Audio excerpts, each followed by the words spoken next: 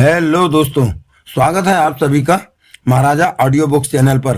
दोस्तों, मैं लेकर आया हूं वेद प्रकाश शर्मा के उपन्यास नौकरी.com का द्वितीय एपिसोड। तो चलिए शुरू करते हैं। नौकरी.com एपिसोड नंबर 2। पृथ्वी सिंह, उम्र 25 साल, खुरदुरे चेहरे और चट्टानी इरादों वाला शख्स, अंडरवर्ल्ड का कुख्यात कॉन्ट्रैक्ट किलर। अब तक वह करीब 1 दर्जन कत्ल कर चुका था। पुख्ता पुलिस रिकॉर्ड था उसका। उसकी जिंदा अथवा मुर्दा गिरफ्तारी पर पुलिस ने इनाम रखा हुआ था। मुंबई पुलिस के लिए यह मोस्ट वांटेड था। फिर भी पुलिस आज तक उसकी परछाई को भी नहीं छू सकी थी। मुंबई का अपराध जगत कॉन्ट्रैक्ट किलर पृथ्वी सिंह के नाम से थर्राता था। कुल मिलाकर यह कहा जा सकता है कि बहुत कम उम्र में पृथ्वी सिंह ने अपने फील्ड में बहुत ज्यादा तरक्की कर ली थी। वही पृथ्वी सिंह माला के साधारण से मकान के आंगन में छत के रास्ते से बेहद दबे पांव नीचे कूदा। उसके कूदने से बेहद हल्की सी धप की आवाज उत्पन्न हुई थी, लेकिन उनींदी माला की नींद तोड़ देने के लिए वह मामूली सी आवाज भी काफी थी। वह चिहुक कर उठ बैठी। तभी कमरे के खुले दरवाजे पर पृथ्वी सिंह नजर आया। माला का सस्पेंस पलक झपकते ही काफुर हो गया। चेहरे का तनाव जाता रहा, जिसमें ढीला पड़ गया। हे माला को देखकर पृथ्वी सिंह घोड़े की मानिंद हिनहिनाकर हंसा, फिर बोला, सो रही है अम्मा? हाँ, सोने की कोशिश कर रही थी, माला सहज भाव से बोली। और क्या करूंगी, इतनी रात गए। मगर मैं जाग रहा है। जिसके नसीब में जो लिखा है वह तो उसे करना ही होगा। अंदर आजा, वहां क्यों खड़ा है? गला सूख रहा है अम्मा, साला रेगिस्तान बना हुआ है। इधर आके बैठ, मैं तेरा गला तर करने का इंतजाम करती हूँ। तू कितनी अच्छी है अम्मा। माला फोल्डिंग से उठ खड़ी हुई। पृथ्वी सिंह धम्म से फोल्डिंग पर बैठ गया और पैग को याद करके अपने खुश्क होठों को तर करने का असफल प्रयास करने लगा तथा कमरे में इधर उधर निगाहें फिराने लगा। थोड़ी देर में माला एक लार्ज पैक के साथ वहां पहुंची। पृथ्वी सिंह ने बरसों के प्यासे की तरह गिलास उसके हाथों से झपट लिया और फिर वह उसे गटागट पीने लगा। कुछ ही पलों में उसने गिलास खाली कर दिया और उसे माला की तरफ बढ़ाता बोला, एक गिलास और दे दे अम्मा, तेरे हाथ से पैक पीने का मजा ही कुछ और है। नहीं, अब मैं तुझे और नहीं पिलाने वाली। क्यों अम्मा? क्योंकि मुझे तुझसे कुछ बातें करनी है, कुछ जरूरी बातें, खास जिनके लिए मैंने तुझे बुलाया है। एक पैग ही तेरे लिए काफी है। दूसरा पी लिया तो फिर इस काबिल नहीं रहेगा कि मैं तुझसे कुछ बातें कर सकूं, जबकि वे बातें बहुत जरूरी हैं। पर अम्मा, मैंने कहा ना। माला का लहजा सख्त हुआ। मैं तुझे दूसरा पैग नहीं पिलाने वाली। अच्छी बात है। पृथ्वी सिंह ने ठंडी सांस भरी और अपने मन को तसल्ली देता बोला, जैसी तेरी मर्जी, आराम से बैठ जा। पृथ्वी सिंह ने सहमति में सिर हिलाया। फिर उसने अपनी कमर में खोसे भारी कैलिवर के दोनों पिस्टल निकालकर स्टूल पर रख दिए और आलथी पालथी मारकर फोल्डिंग पर बैठ गया। पर मैं ज्यादा देर इधर ऐसे ही बैठा नहीं रह सकता, वह बोला। वजह तो मेरे को मालूम है। हाँ, माला ने सहमति में सिर हिलाया। वजह मुझे पता है, इस लायक मैंने ही तो बनाया है तुझे। अब फटाफट बोल। मेरा मतलब है तेरे को जो भी बोलना है फटाफट बोल, फिर मैं निकलूंगा। बोलती हूँ। माला स्टूल पर रखे उसके दोनों पिस्टल पर एक उड़ती सी निगाह डालकर बोली, और बोल मैं ये रही हूँ कि तेरी इन पिस्तौलों को जंग लग गया है क्या? खाली पीली बॉम्ब नहीं मारने का अम्मा। पृथ्वी की गन को कभी जंग नहीं लगने का। जिस दिन पृथ्वी की गन को जंग लग जाएगा, पृथ्वी की जिंदगी को भी जंग लग जाएगा। पर एकाएक जैसे उसे कुछ याद आया, वह माला को गौर से देखता हुआ बोला, तुमने ऐसा क्यों बोला अम्मा? आजकल तू इसका इस्तेमाल जो नहीं कर रहा। इस्तेमाल तो बराबर कर रहा है अम्मा। अब भी 3 रोज पहले एक बीड़ू ऊपर वाला उसकी रूह को सुकून दे टपका दिया। मेरी गन से निकली गोली ने उसकी छाती फाड़ दिया। फिर भी वह मामूली सी छोकरी अभी तक जिंदा है। तेरी गन आज तक उसकी छाती नहीं फाड़ पाई, उसकी खोपड़ी नहीं खोल पाई, उसका कुछ भी नहीं उखाड़ पाई। किसकी बात कर रही है अम्मा? पृथ्वी सिंह की आंखें सिकुड़ी, माथे पर बल पड़ गए।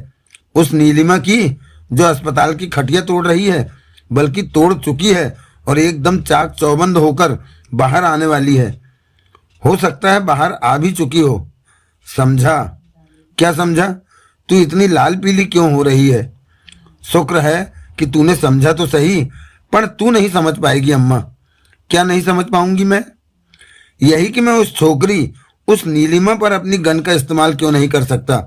मेरी गोली का अचूक निशाना उसकी छाती क्यों नहीं फाड़ सकता। मेरी गोली उसकी खोपड़ी क्यों नहीं खोल सकती। क्यों नहीं समझ पाऊंगी मैं? मैंने बोला ना कि तू नहीं समझ पाएगी। अभी बस तू इतना ही जान ले कि मैं उस लड़की पर अपनी गन इस्तेमाल नहीं कर सकता। मगर क्यों पृथ्वी? आखिर क्यों? मैंने यहाँ हिमाकत की तो मेरी लाश का भी पता नहीं चलेगा। यह तू क्या कह रहा है बेटा?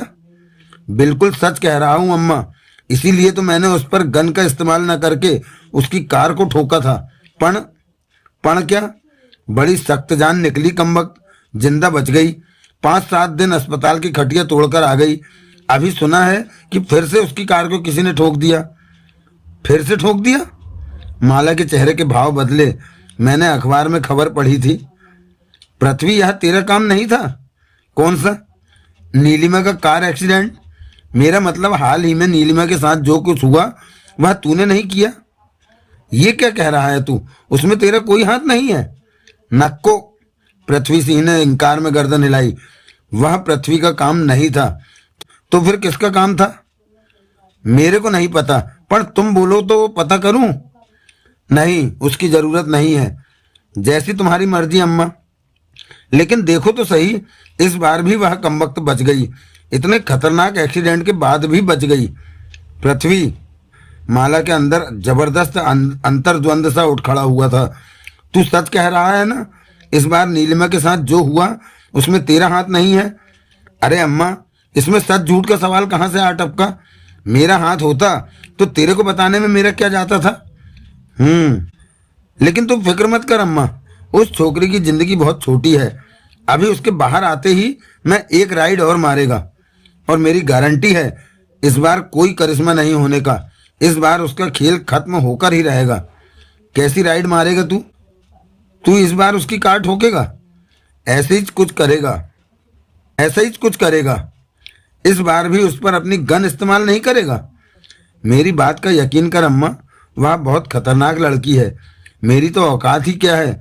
उसके सामने तो मुंबई का बादशाह नारायण स्वामी भी पानी भरता है। मेरे को यहाँ तक मालूम हुआ कि अगर वह छोकरी नारायण स्वामी को बोले कि उसका हुक्का भर तो वह भरेगा। अगर वह कहे कि उसकी जूती पालिश कर तो वह करेगा। अगर वह कहे कि उसके पाँव में नाक रगड़ तो वह रगड़ेगा। कमाल है, माला मुग्ध होकर बोली। कमालिस तो है अम्मा, तभी तो पृथ्वी भी उससे खौफ खाता है और उस पर अपना गन नहीं तानता। उसका राम नाम सत करने का कोई ऐसा रास्ता निकालना है जिससे कि वह सांप सांप करके, क्या कहते हैं, कोई बढ़िया सी बात कहते हैं ना, सांप भी मर जाए और लाठी भी ना टूटे। वो ही, सांप भी मर जाए और लाठी भी ना टूटे। अभी मैं उसको गन से शूट करेगा तो अक्खा मुंबई को मालूम पड़ जाएगा कि ऐसा शूटर इधर केवल पृथ्वी है। पर अगर यह वह एक्सीडेंट में मरेगा तो कोई नहीं कहेगा कि उसका एक्सीडेंट पृथ्वी ने ही कराया होगा, क्योंकि पृथ्वी अंडरवर्ल्ड का टॉप शूटर है। अगर मेरे को किसी को हिट करना है तो गन से करेंगे, जिसका कि मैं माहिर हूँ। अभी एक्सीडेंट जैसा तरीका मेरे तजुर्बे का काम नहीं है, इसीलिए किसी का भी शक मेरे पर नहीं जाने वाला। और जब किसी का सकैच नहीं जाने वाला तो मैं डबल सेफ। फिर मेरा डेड बॉडी गायब होने का कोई चांस नहीं। माला ने तुनक कर कहा। लेकिन तू वह भी तो नहीं कर पाया। तेरा वार एकदम खाली गया। इत्तेफाक की बात है अम्मा, इत्तेफाक की बात है। ऐसे तो उसका भी वार खाली गया जिसने इस बार उसकी कार ठोका।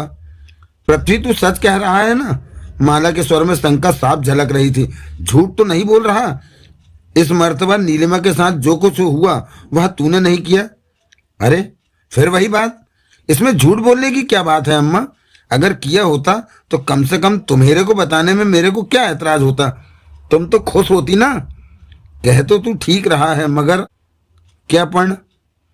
अगर नीलिमा का वह एक्सीडेंट तूने नहीं कराया तो फिर किसने कराया? कौन है वह? क्या पता कौन है? पृथ्वी सिंह ने मुंह बिचकाया। पर तू जानना भी तो नहीं चाहती? मैंने पता लगाने को कहा तो तूने मना कर दिया। तू मेरी समझ से बाहर है अम्मा। अभी एक बात पूछूं? पूछ। उस छोकरी से तेरी क्या अदावत है जो तू उसकी जान लेना चाहती है? कितनी मासूम सी तो है बेचारी। अच्छा सवाल है, माला इत्मीनान से बोली, और यह सवाल तू पहले भी कई बार पूछ चुका है, पर तूने कभी जवाब नहीं दिया। जवाब तो इस बार भी तेरे को नहीं मिलने वाला पृथ्वी। पण और यह सवाल जवाब वाली अपनी आदत पर तू जरा कंट्रोल रख। उतनी बात किया कर जितनी तेरे मतलब की हो। पण फिलहाल तू इतना ही समझ ले बेटा। माला ने इस बार भी उसे बोलने का मौका नहीं दिया। कभी कभी इंसान गुनाह न करके भी गुनाहगार बन जाता है और उसे एक ऐसे गुनाह की सजा भुगतनी पड़ती है जो उसने कभी किया ही नहीं होता। जैसे कि वह छोकरी, हाँ, जैसे कि वह लड़की नीलिमा, जैसे कि मैं। क्या? माला हड़बड़ाई। घबरा मत अम्मा, मैं तेरे पर कोई इल्जाम नहीं लगा रहा, केवल कंप्लेंट कर रहा है। क्या कंप्लेंट कर रहा है? सुना है आदमी को हालात मुजरिम बनाते हैं, पर मेरे सामने तो मुजरिम बनने वाले हालात नहीं थे। या फिर तू ही बता कि थे? नहीं थे, माला को कबूल करना पड़ा। फिर भी तूने मेरे को मुजरिम बनाया, ऐसा खतरनाक मुजरिम जिसका नाम सुनकर बड़े बड़े मवालियों की पैंट गीली हो जाती है। बोल अम्मा, तूने ऐसा क्यों किया? तू बहक रहा है पृथ्वी, तुझे नशा हो रहा है। तू जानती है अम्मा, एक पैग में पृथ्वी को नशा नहीं होता। तू पहले से पीकर आया होगा। नहीं पीकर आया। और देख अम्मा, बात को घुमाने की कोशिश मत कर, मेरे सवाल का जवाब दे, प्लीज करके बोलता है मैं। माला गंभीर हुई। पृथ्वी सिंह अपलक उसे ही देख रहा था। एक पल के लिए माला असमंजस में नजर आई, लेकिन फिर जैसे फैसला कर लिया कि उसे क्या कहना है। हाँ, वह दांत भींच कर बोली, तू ठीक कह रहा है बेटे। तेरे सामने ऐसे हालात नहीं थे कि तुझे मुजरिम बनना पड़ता, लेकिन मेरे सामने थे। मेरे सामने सॉलिड हालात थे। तुम्हारे सामने? हाँ। जुआ जानता है ना बेटे? जुआ जानता है? वह भला कौन नहीं जानता। वैसे तो जुए का मुझे कभी शौक नहीं रहा, फिर भी मैंने जुआ खेला था, ना चाहते हुए भी। बरसों पहले मैंने एक बड़ा जुआ खेला था, जिंदगी का जुआ। जिंदगी का जुआ? हाँ, और उस जुए में मैं अपना सब कुछ हार गई थी। सब कुछ, कुछ भी नहीं बचा था मेरे पास। सब कुछ हार गई थी? पृथ्वी सिंह ने दोहराया। हाँ बेटे, एकदम कंगाल हो गई थी मैं, मगर पण क्या, फिर भी मैंने कुछ जीता था। क्या जीता था? मेरी उसी जीत का हासिल तुम थे। हाँ बेटे, वहां हासिल तुम थे। मैं? हाँ, जिसे कि मैंने सहेज कर रखना गवारा नहीं किया और उसे फिर से दांव पर लगा दिया। तू क्या कह रही है अम्मा? मेरी कुछ समझ में नहीं आ रहा। आ जाएगा बेटा, जब समझने का वक्त आएगा तो खुद ब खुद समझ में आ जाएगा। लेकिन मैं शायद वह दुनिया की पहली और आखिरी ऐसी गैम्बलर होंगी जो अपनी जिंदगी का सबसे बड़ा दांव चौतरफा हारने वाली हूं। तू यकीनन मेरा पिछले जन्म का कर्जदार है बेटा, जिस कर्ज को उतारने के लिए इस जन्म में मेरा बेटा बनकर आया है। जन्मों के फेर शायद ऐसे ही चलते हैं। पृथ्वी सिंह कुछ भी न समझने वाले भाव से टुकुर टुकुर माला को देखे जा रहा था। वैसे तो मेरा गुनाह माफ करने के लायक नहीं है बेटा। माला जब इस बार बोली तो उसके स्वर में हल्का सा कंपन था, लेकिन फिर भी हो सके तो मुझे माफ कर देना और इसे अपना प्रारब्ध और पिछले जन्म का कर्ज समझकर कबूल कर लेना। तू खुद को बदकिस्मत और अभागा समझता है, लेकिन असल में तेरी माँ तुझसे कहीं ज्यादा बदकिस्मत और अभागी है, जो पिछले 25 सालों से नफरत और इंतकाम की आग में तिल तिल करके जल रही है, जिसकी नियति में आखिरकार इसी आग में जलकर राख हो जाना है। ऐसा मत बोल अम्मा, प्लीज बोलता है, ऐसा मत बोल। अगर तू मेरे सवाल से तड़पती है तो आगे से तेरे से कोई सवाल नहीं करेगा। मैं बस वही करता रहूंगा जो तू कहेगी। माला खामोश रही और अपने अंदर के द्वंद्व पर काबू पाने की कोशिश करती रही। मैं तेरे से वादा करता है, पृथ्वी सिंह बोला, मेरा अगला वार खाली नहीं जाएगा। इस बार उस छोकरी को मरना ही होगा। उसे पृथ्वी के हाथों जहन्नुम रसीद होना ही पड़ेगा। मैं उस शुभ समाचार का बेसब्री से इंतजार करूंगी। पृथ्वी खामोश रहा। अब तू यहां से निकल जा बेटा, आखिरकार माला ने गहरी सांस छोड़ते हुए कहा। तेरा यहाँ ज्यादा देर रुकना ठीक नहीं है। पृथ्वी सिंह का सिर फौरन सहमति में हिला। फिर वह जैसे चोरों की तरह आया था वैसे ही चोरों की तरह वहां से बाहर निकल गया। माला कुछ एक पलों तक यूं ही खामोश बैठी शून्य में ताकती रही। फिर एकाएक उसके शांत जिस्म में हलचल हुई और होठों पर ऐसी जहरीली मुस्कुराहट उभरती चली गई जिसका अर्थ समझ पाना किसी के लिए भी संभव नहीं था। उबेर की पार्किंग में पहुंचकर गुलशन ने अपनी नई लग्जरी कार में इस तरह ब्रेक लगाए जैसे नई नवेली दुल्हन को स्पर्श कर रहा हो, जैसे मात्र ब्रेक मारने से उसका कुछ बिगड़ जाने वाला हो। आसपास सरसरी निगाह डाली। उसके बाईं तरफ होंडा सिटी खड़ी थी, दाईं तरफ सिल्वर कलर की नई चमचमाती मारुति वैन। गुलशन की निगाह वैन पर ठहर सी गई। कारण शायद वैन के शीशों पर पड़े सफेद पर्दे थे। जाने क्यों उसे यह बात खटकने लगी। फिर अपने आप ही से कहा, कितना बड़ा बेवकूफ हूं मैं। किसी की गाड़ी के कांच पर पड़े महज पर्दों को देखकर संकित हो रहा हूं। खुद ही पर मुस्कुरा सा उठा वहां। फिर अपने ख्यालों को झटका और ड्राइविंग डोर खोलकर कार से बाहर निकला। होटल की ओर चहल पहल नजर आ रही थी, लेकिन पार्किंग में सन्नाटा था।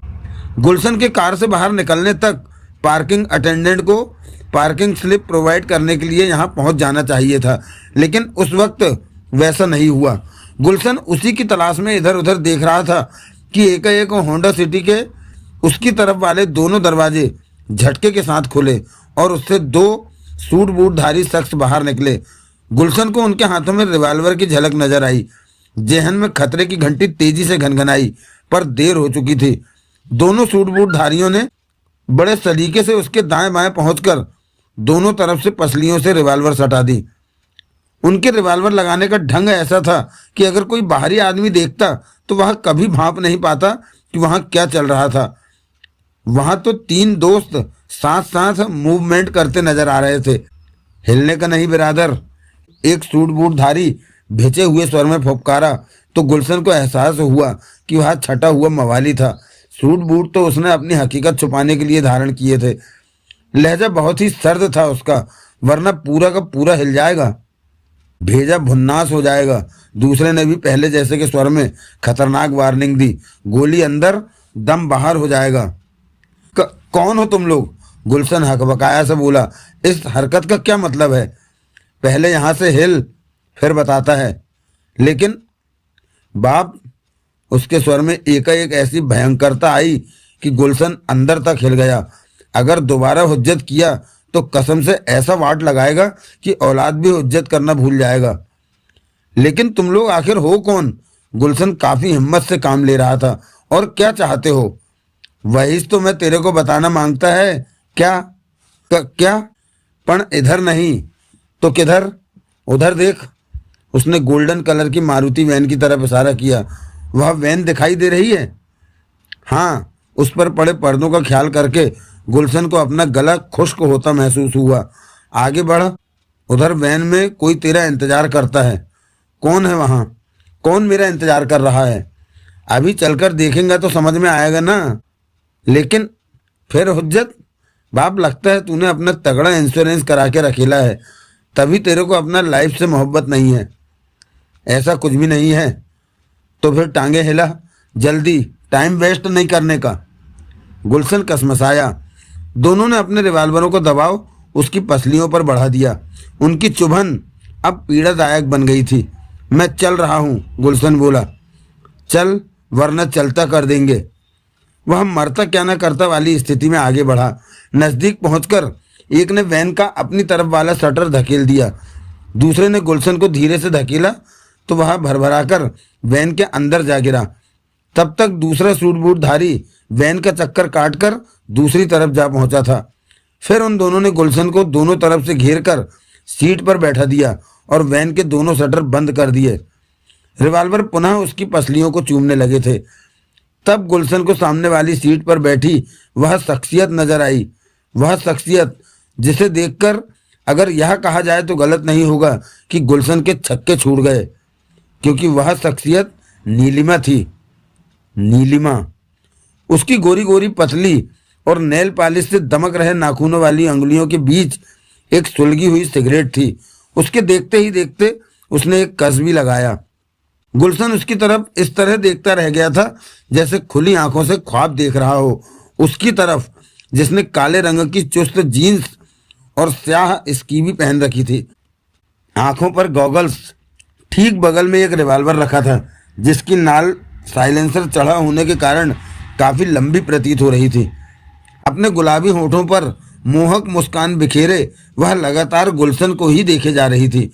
दोनों सूट बूटधारी आदमियों ने बेहद मुस्तैदी से गुलशन को कवर कर रखा था और गुलशन को पूरा इल्म था कि उनकी मर्जी के बगैर हिलना डुलना तक कितना खतरनाक हो सकता है। हेलो हैंडसम जानी, नीलिमा हवा में धुएं के छल्ले बनाती हुई सहज भाव से बोली। How are you? तुम गुलशन हकलाया। नीलिमा को उस रूप में देखकर उसकी आंखें अभी तक फैली हुई थी। आश्चर्य था कि काबू में आने को तैयार नहीं था। हैरान हो रहे हो ना मुझे यहाँ इस तरह देखकर? गुलशन ने कोशिश की मगर मुंह से आवाज नहीं निकल सकी। तुम्हारे ख्याल से तो मुझे अभी अस्पताल में ही होना चाहिए था, लेकिन मैं तुम्हारे सामने हूँ। देखा, चौंका दिया ना तुम्हें? नीलम, गुलशन हकलाया। यह सब आखिर क्या है? मेरी कुछ समझ में नहीं आ रहा। नीलम नहीं, नीलिमा कहो गुलशन जानी। नीलम नाम से मुझे बुलाने का हक मैंने केवल अविनाश को दिया हुआ है। आई एम सॉरी, लेकिन यहाँ आखिर क्या है नीलिमा? करेक्ट। वैसे सच पूछो गुलशन जानी तो मैंने भी तुमसे यही पूछने के लिए इतना कष्ट उठाया है। क्या पूछने के लिए? यह सब क्या है? क्यों किया तुमने मेरे साथ ये सब? क्यों मेरी मौत की सुपारी लगाई? ये तुम क्या कह रही हो नीलिमा? मैंने कब तुम्हारी मौत की सुपारी लगाई? Shut up. नीलिमा के लहजे में एकाएक कोड़े जैसी फटकार पैदा हो गई थी। आवाज नीची रखकर बात करो गुलशन जानी। मेरी खोपड़ी घूम गई तो तुम्हारी खोपड़ी खुल जाएगी। तुम्हारी इतनी मजाल नहीं हो सकती। तुमने कुछ कहा गुलशन जानी? उसकी तरफ झुकते हुए नीलिमा ने निहायत ही मीठे स्वर में पूछा। हाँ, गुलशन हौसला जुटाकर बोला। मैंने कहा तुम्हारी इतनी मजाल नहीं हो सकती। अच्छा, मेरी मजाल परखने का इरादा है? तुम शायद भूल रही हो कि मैं विश्व मोहन का बेटा हूँ। मेरे डैड तुम्हें बुरी मौत मारेंगे। चलो फिर, नीलिमा इत्मीनान से बोली। ट्राई करके देखते हैं कि कौन किसको कितनी बुरी मौत मारता है। कहने के साथ उसने अपना साइलेंसर युक्त रिवॉल्वर उठाकर हाथ में ले लिया और उसे बड़े ड्रामेटिक अंदाज में गुलशन पर तान दिया। गुलशन के पित्ते ढीले। नहीं, वह सहम कर बोला। ऐसा मत करना नीलिमा, गोली मत चलाना। नीलिमा ने रिवॉल्वर की नाल नीचे झुका ली। चलो, वह गुलशन की अगली पिछली पता नहीं कितनी पुश्तों पर एहसान करती बोली। अब तुम इतना जोर देकर कह रहे हो तो गोली नहीं चलाती, लेकिन फिर ट्राई कैसे होगा? तुम आखिर चाहती क्या हो? बोलो नीलिमा। अगर तुम अपने एक्सीडेंट का शक मुझ पर कर रही हो तो मेरा यकीन करो, उस एक्सीडेंट में मेरा कोई हाथ नहीं था। सच कह रहा है मेरा गुलशन गुलफाम जानी? बाई गॉड, यह मौत के खौफ से झूठ बोल रहा है। ऐसा कुछ भी नहीं है। मैं तेरी बात का यकीन कर लूं? हाँ हाँ हाँ। बाद में अगर पता लगा कि तूने झूठ बोला था तो तुम मुझे बेहिचक शूट कर देना। चलो गुलशन जानी, मैंने तुम्हारी बात पर यकीन किया। गुलशन ने जैसे मीलों लंबी चैन की सांस ली। अब बताओ। उसका चैन फिसलने लगा। अब क्या बताऊं? क्या अब भी तुम्हारा मुझसे शादी करने का इरादा है? मेरा मतलब, मेरा यह रूप देखने के बावजूद क्या अब भी तुम अपनी उस कसम पर अडिग हो कि अगर मैं तुम्हारी ना हो सकी तो तुम मुझे किसी की भी नहीं होने दोगे? सच बताऊं? सच ही बताना है।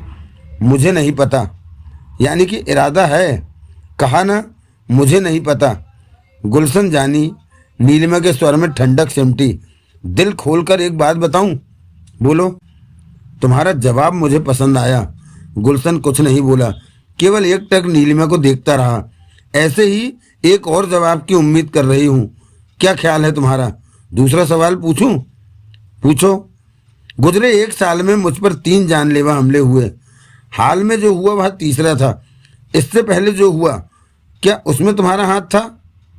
एकाएक वह ठिठकी। उसके लहजे में चेतावनी का पुट आ गया। जवाब बहुत सोच समझ कर देना गुलशन जानी, क्योंकि मुझे बहुत सी बातें पहले ही से पता हैं। गुलशन हिचकिचाया, वह असमंजस में नजर आने लगा था। तुमने क्या कहा गुलशन गुलफाम जानी? मैंने अभी तक सुना नहीं। गोली की आवाज़ सुननी चाहते हो? वह हमला भी मैंने नहीं कराया था। आखिरकार गुलशन को बोलना ही पड़ा। नीलिमा के फेस से ऐसा लगा जैसे वह कयामत ला देने वाली थी, लेकिन वैसा होता उससे पहले ही गुलशन बोल पड़ा। उससे पहले तुम पर जो अटैक हुआ उसमें मेरा हाथ था, वह हमला मैंने कराया था। नीलिमा के चेहरे पर जो जलजला उभरा था उस पर जैसे पानी की फुहार पड़ी। उसने पुनः पहले की तरह सहज और सामान्य स्वर में पूछा, क्यों किया था तुमने ऐसा? मेरा मतलब, इतना आनंद फानन मेरा राम नाम सत्य का प्रोग्राम क्यों बनाया था? गलत फहमी के चलते। कैसी गलत फहमी? पता नहीं कैसे मुझे यह गलत इन्फॉर्मेशन मिली थी कि तुम अविनाश से शादी करने जा रही हो। तुमने अगले ही हफ्ते उससे 7 फेरे लेने का फैसला कर लिया है, इसलिए तुमने मुझे टपकाने का फैसला कर लिया। हाँ हाँ। उसकी गर्दन झुक गई। वह हिचकता हुआ मुश्किल से कह पाया, आई एम सॉरी। यह सच है, मैं तुमसे प्यार करता हूँ। फिर मुझे यह कैसे गंवारा हो सकता था कि तुम किसी और की बीवी बनो? बस इसीलिए। इससे बेहतर तो यह था कि तुम अविनाश का ही राम नाम सत्य कर देते। उन हालात में हो सकता था कि... उसने देखा कि गुलशन पहले ही इनकार में गर्दन हिलाने लगा था। क्या मतलब? नीलिमा ने पूछा। ऐसा नहीं हो सकता था कि मैं वैसा करता और तुम्हें पता न लगता, और तुम्हें पता लगने का मतलब था तुम मुझसे नफरत करने लगती। तुम्हारी उस नफरत के साथ जीने से अच्छा था तुम्हारे बगैर जीना। तुम्हारी नफरत भरी निगाहें मुझे जीने नहीं देती, और फिर यह भी हो सकता था कि मेरा अंत तुम्हारे ही हाथों होता। तो अब तुम्हारा क्या इरादा है गुलशन जानी? किस बारे में? अगर मैं अविनाश के साथ 7 फेरे लेती हूँ तो तुम क्या करोगे? फिर से अपने उसी फैसले पर अमल करने की कोशिश करोगे और मेरा फातिया पढ़ने का मुकम्मल सामान करोगे, या... मैंने कहा ना नीलिमा कि मुझे खुद नहीं पता कि उन हालात में मैं क्या करूँगा। सच्चाई यही है। गुड, सच बोल रहे हो, इसलिए माफ़ किए जाने लायक हो। मगर अब एक बात मेरी भी दोनों कान खोलकर सुनो। क्या? उसने थूक गटका। उम्र में मैं भले ही तुमसे छोटी हूँ, लेकिन और हर बात में तुमसे बहुत बड़ी हूँ। इसे नसीहत मत समझना, यह एक अटल सच है। प्यार कभी छीन कर नहीं हासिल किया जा सकता। यह तो दिल का रिश्ता होता है, और दिल पर तो खुद उसका भी जोर नहीं होता जिसके सीने में वह धड़कता है। गुलशन टकटकी लगाए नीलिमा को देखता रहा। अपने लिए तुम्हारा जुनून देखकर ऐसा तो नहीं है गुलशन जानी कि तुम्हारी तरफ मेरा ख्याल नहीं जाता, लेकिन कहा ना, मैं मजबूर हूँ। मेरे दिल में तो अविनाश पूरी तरह से रचा बसा है, और अविनाश को हटाकर उसकी जगह किसी और को दे दूँ यह मेरे अख्तियार में नहीं है। इसलिए मुझे समझो, मेरी मजबूरी को समझो, मेरे हालात को समझो। तुम एक ऊंचे खानदान के रोशन चिराग हो। नीलिमा जैसी 1000 लड़कियां तुम्हारे एक इशारे पर तुम्हारे सामने बिछने को तैयार हो जाएंगी। उनमें से किसी पर ध्यान दो। एक बात और। क्या? तुम अविनाश को कमज़ोर समझने की भूल कर सकते हो, मगर मैं कमज़ोर नहीं हूँ।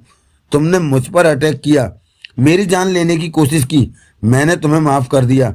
लेकिन यही कोशिश अगर अविनाश के साथ की होती, और परमात्मा न करे यदि उसे कुछ हो जाता, तो यकीन मानो जानी लीवर, तुम्हारी उस हिमाकत पर तुम्हारी आने वाली पुश्तों को भी खून के आंसू रोने पड़ते। शुक्र है कि ऐसा नहीं हुआ। ऐसा ख्याल भी तुम्हारे खोपड़े में नहीं आया। गुलशन ने जवाब देने की कोशिश नहीं की। मेरे ख्याल से मेरी बात तुम्हारी समझ में आ गई होगी। गुलशन ने स्वीकार में गर्दन हिलाई। आखिर नीलिमा ने पटाक्षेप करने वाले मूड में कहा, लिहाजा तुम्हें यहाँ से जाने की इजाज़त है, लेकिन जाने से पहले एक बार फिर कहूँगी, दिल से नहीं दिमाग से काम लेना, क्योंकि दिल के फैसले आमतौर पर सही नहीं होते। दोनों सूट बूटधारियों ने उसकी पसलियों से सटा रखी अपनी रिवाल्वरों को हटा लिया।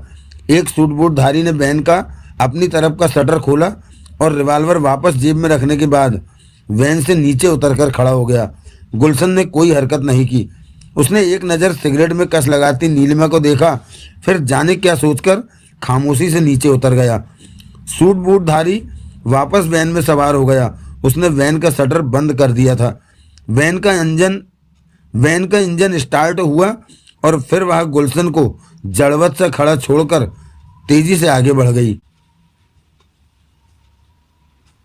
जिस वक्त तरुण भट्टी राजा रेस्टोरेंट पहुंचा उस वक्त उसने चंद्रप्रकाश को बेचैनी से अपना इंतजार करते पाया। वह सुबह के ब्रेकफास्ट के बाद का वक्त था, इसलिए रेस्टोरेंट में जरा भी भीड़ भाड़ नहीं थी। 2-3 मेजों पर इक्का दुक्का कस्टमर मौजूद थे। वे चंद्रप्रकाश की मेज से काफ़ी दूर थे।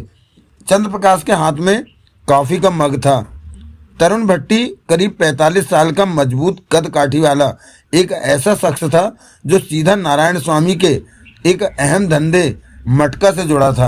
अंडरवर्ल्ड किंग नारायण स्वामी की तरफ से उसे मटका कलेक्शन की अहम जिम्मेदारी सौंपी गई थी। तरुण भट्टी चंद्रप्रकाश का कॉलेज के ज़माने का साथी था और काफ़ी हद तक उसका राजदार भी था। सॉरी चंदर, वह चंद्रप्रकाश के पास पहुंचता हुआ उतावलेपन से बोला। सॉरी, मैं ज़रा लेट हो गया। कोई बात नहीं, चंद्रप्रकाश कॉफ़ी के मग में घूंट भरता हुआ बोला। लेट भले ही हो गया पर आया तो सही, मैंने तो समझा था कि आएगा ही नहीं। अरे चंदर, कैसी बातें करता है, तू बुलाए और मैं ना आऊं, ऐसा कहीं हो सकता है? नहीं हो सकता। तो फिर मैं तेरे लिए कॉफ़ी मंगाता हूँ। कॉफ़ी? तरुण भट्टी चिहुका। पीनी छोड़ दी क्या? नहीं, तरुण भट्टी संभल कर बोला। उसका चेहरा बुझ सा गया था। पीनी तो नहीं छोड़ी, लेकिन वह क्या है कि अब कॉफ़ी से मेरी प्यास नहीं बुझती। मुझे मालूम है कि तू कितना बड़ा टैंकर है, 2-4 बोतलें तो यूं ही घटक जाता है और डकार भी नहीं लेता। लेकिन इस वक्त मैं तुझे ड्रिंक नहीं पिलाने वाला। मैंने तुझे एक ज़रूरी काम से बुलाया है। वह ज़रूरी काम निपट जाने के बाद तो उसके बाद अगर तू कहेगा तो पूरा बार तेरे लिए खुलवा दूंगा। फिर क्या बात है, वह खुश हो गया। तब तक कॉफ़ी से ही काम चला लेता हूँ। चंद्रप्रकाश ने वेटर को बुलाकर एक कॉफ़ी का ऑर्डर दिया। कॉफ़ी तुरंत सर्व हुई। तरुण भट्टी ने कॉफ़ी का घूंट भरते हुए पूछा, अब बता, मुझे यूं अचानक कैसे याद किया? कुछ कहने से पहले चंद्रप्रकाश ने अपने आसपास सावधानी पूर्वक एक निगाह डाली। उन दोनों की तरफ किसी का ध्यान नहीं था, ना ही वहां उनके बीच होने वाली आवाज़ किसी और तक पहुंच सकती थी। चंद्रप्रकाश संतुष्ट हो गया। वे वजह याद नहीं किया दोस्त, वह इस अंदाज में बोला जैसे बात शुरू करने के लिए सिरा ढूंढ रहा हो। वह तो मैं समझ सकता हूँ, लेकिन आखिर हुआ क्या? तेरे चेहरे की संजीदगी बता रही है कि मामला काफ़ी संजीदा है। ऐसा ही है। अगर मैं तेरी कोई मदद कर सकता हूँ तो बेहिचक बोल। चंद्रप्रकाश ने कॉफ़ी का लंबा घूंट लिया। कुछ एक पलों तक वह खामोशी से इधर उधर ताकता रहा। अंततः धीरे से बोला, मेरी छोटी सी मगर खुशगवार दुनिया को किसी की नज़र लग गई है। ऐसा क्या है? भट्टी चिहुक कर बोला। किसकी नज़र लग गई है तेरी खुशगवार दुनिया को? हाय, एक मनहूस शख्स। नाम बता उसका। यह मुनासिब नहीं होगा दोस्त। क्या मुनासिब नहीं होगा? उसका नाम लेना। हाँ। ऐसा क्यों? क्योंकि हर क्यों का जवाब नहीं होता। बड़ी अजीब बातें कर रहा है चंदर। हो सकता है। सस्पेंस में फंसे भट्टी ने कहा, कम से कम इतना तो बता कि वह शख्स आदमी है या औरत? दोनों। क्या? भट्टी हड़बड़ाया, फिर आंखें फैलाकर बोला, तेरा मतलब है कि वह बीच वाला है? नहीं, मेरा मतलब है कि वह एक आदमी है और एक औरत भी है। यानी 2 लोग तेरे दुश्मन हैं। दुश्मन भी ऐसे जिनसे समझौते की उम्मीद करना सिवाय बेवकूफ़ी के और कुछ नहीं होगा। वे दोनों किसी सूरत में अपने खतरनाक इरादों से बाज आने वाले नहीं हैं। खून खराबा करीब करीब निश्चित है, उसे कोई नहीं रोक सकता। खून खराबे को? हाँ, वे तेरा खून करना चाहते हैं। अकेले मेरा ही नहीं, वे मेरे मुकम्मल कुनवे का नामो निशान मिटा देना चाहते हैं। तेरे मुकम्मल कुनवे का मतलब तेरे साथ साथ तेरे बेटे, क्या नाम है उसका? बड़ा अच्छा सा नाम है, अविनाश। चंद्रप्रकाश ने बताया। हाँ, भट्टी को भी जैसे नाम याद आया। वे लोग तेरे साथ साथ अविनाश को भी खत्म कर देना चाहते हैं। अविनाश के साथ मेरी बहू नीलिमा को भी। न नीलिमा? भट्टी सकपकाया। तेरी बहू को? कब शादी बना ली तेरे बेटे ने? मेरे को खबर तक नहीं हुई। अभी नहीं बनाई। नीलिमा मेरी होने वाली बहू है। ओह, और तुम्हारे वो कथित दुश्मन तुम तीनों को खत्म कर देना चाहते हैं, ठीक? हाँ, लेकिन क्यों मेरे दोस्त? कोई तुम्हारे कुनवे का इतना कट्टर दुश्मन आखिर क्यों बना हुआ है? लंबी कहानी है। चंद्र प्रकाश ने ठंडी सांस ली। उसका जिक्र इस वक्त कोई मायने नहीं रखता। खैर, मैं इस मामले में तेरी क्या मदद कर सकता हूँ? इस बारे में मैंने बहुत सोचा भट्टी, और खूब सोचने समझने के बाद ही यह फैसला लिया है। कौन सा फैसला? खून बहना जब हर हालत में निश्चित है, तो दुश्मन से समझौते की भाषा बोलने के बजाय क्यों न पलटवार कर दिया जाए? पलटवार? हाँ, क्यों न दुश्मन पर पहला वार मैं ही कर दूं? क्यों न उसके कुछ भी करने से पहले मैं ही उसका नामो निशान मिटा दूं? आइडिया बुरा नहीं है दोस्त, लेकिन सवाल यह है कि ऐसा होगा कैसे? जहां तक तेरी बात है तो मैं तुझे बहुत पहले से जानता हूं। तूने आज तक मक्खी भी नहीं मारी, फिर तू किसी जीते जागते इंसान को कैसे मार पाएगा, और वो भी दो दो इंसानों को? यह काम वह करेगा जिसका पेशा ही मरना और मारना हो। वह कौन हुआ? तू बताएगा? मैं? और क्या? तू जिस दुनिया में दखल रखता है उसे अंडरवर्ल्ड कहा जाता है। तू मुंबई अंडरवर्ल्ड के एक बहुत बड़े एम्पायर का हिस्सा है, जहां ऐसे कॉन्ट्रैक्ट किलर का दखल आम होता है। समझ गया। तरुण भट्टी ने गहरी सांस ली। उसका सिर फौरन समझने वाले भाव से हिला था। मैं तेरा मतलब समझ गया। तू किसी सुपारी किलर को अपने उन दुश्मनों के कत्ल की सुपारी देना चाहता है। हाँ दोस्त, चंद्र प्रकाश ने स्वीकार किया। इसके अलावा मेरे पास और कोई रास्ता नहीं है। अगर मुझे खुद जिंदा रहना है, अपने कुनबे को जीवित देखना है, तो मुझे यह करना ही होगा। इससे पहले कि मेरे दुश्मन मुझे और मेरे कुनबे को खत्म करने में कामयाब हो जाएं, मुझे उन्हें खत्म करना होगा, उनका नामो निशान मिटाना होगा। आइडिया एकदम फिट है दोस्त, तरुण भट्टी बड़बड़ाने के से अंदाज में कहता चला गया। मेरा मतलब, हालात अगर सचमुच उतने ही खतरनाक हैं जितने कि तूने बताए हैं, तो सचमुच इसके अलावा तेरे पास और चारा नहीं है। तो फिर मेरी मदद कर भट्टी। किसी ऐसे कॉन्ट्रैक्ट किलर का नाम सुझा जिस पर तुझे भरोसा हो और जिस पर मैं भी भरोसा कर सकूं। भरोसे से तेरा क्या मतलब है? जिसका रिकॉर्ड साफ हो, अपने फील्ड में जिसकी महारत की मिसालें दी जाती हो, और जो अपने धंधे की, अपने क्लाइंट की सीक्रेसी को अहमियत देता हो, और पकड़ा जाने पर पुलिस चाहे मार मार कर उसकी चमड़ी उधेड़ दे, लेकिन ये बात कभी अपनी जुबान पर न लाए कि उसने किसके लिए फला कत्ल किया था। ऐसा एक फन्ने खा याद आ तो रहा है मुझे। क्या नाम है उसका? तरुण भट्टी एक पल के लिए सोच में नजर आया, फिर चंद्र प्रकाश को उसका नाम बता दिया। चंद्र प्रकाश ने गंभीरता से हुंकार भरी, फिर जैसे निर्णायक स्वर में बोला, इस आदमी से मेरी मुलाकात का इंतजाम कराओ भट्टी। मैं मिलकर उससे सौदा करना चाहता हूँ। तरुण भट्टी ने कॉफी का खाली मग मेज पर रखते हुए आहिस्ता से सहमति में सिर हिलाया। बुरी तरह हड़बड़ाया हुआ उमेश हांडा नारायण स्वामी के पास पहुंचा। उस वक्त वहां शांतिलाल भी मौजूद था। शांतिलाल सख्त चेहरे वाला, कठोर मिजाज शख्स था। उमेश हांडा के बाद ऑर्गेनाइजेशन में अगला स्थान था। वे दोनों उस वक्त किसी गंभीर मुद्दे पर चर्चा कर रहे थे जब उमेश हांडा ने वहां पहुंचकर उस चर्चा में विघ्न डाल दिया था। नारायण स्वामी की भ्रकुटी फौरन चढ़ी। उसने बेहद सख्त निगाहों से उमेश हांडा को देखा। माफी चाहता हूं स्वामी साहब। इससे पहले कि नारायण स्वामी कोई प्रतिक्रिया व्यक्त कर पाता, उमेश हांडा जल्दी से बोला, लेकिन बात ही कुछ ऐसी है। क्या हुआ? नारायण स्वामी ने खुद को संयत रखते हुए अपेक्षाकृत शांत स्वर में पूछा। वहां आई है स्वामी साहब। उमेश हांडा के अंदाज में उत्तेजना व्याप्त थी। वह यहाँ तक आ पहुंची है और इधर ही आ रही है। किसकी बात कर रहे हो तुम? नारायण स्वामी के मस्तक पर बल पड़ते चले गए थे। नीलिमा की। मैं नीलिमा की बात कर रहा हूँ। नारायण स्वामी को जैसे सांप सूंघ गया। शांतिलाल के चेहरे पर भी सन्नाटा फैल गया था। नीलिमा यहाँ आई है? नारायण स्वामी के होंठ हिले। वह अपने स्वर को सहज बनाए रखने की कोशिश करता हुआ बोला, लेकिन वह यहाँ क्यों आई है? उसे यहाँ आने की जरूरत क्यों पड़ गई?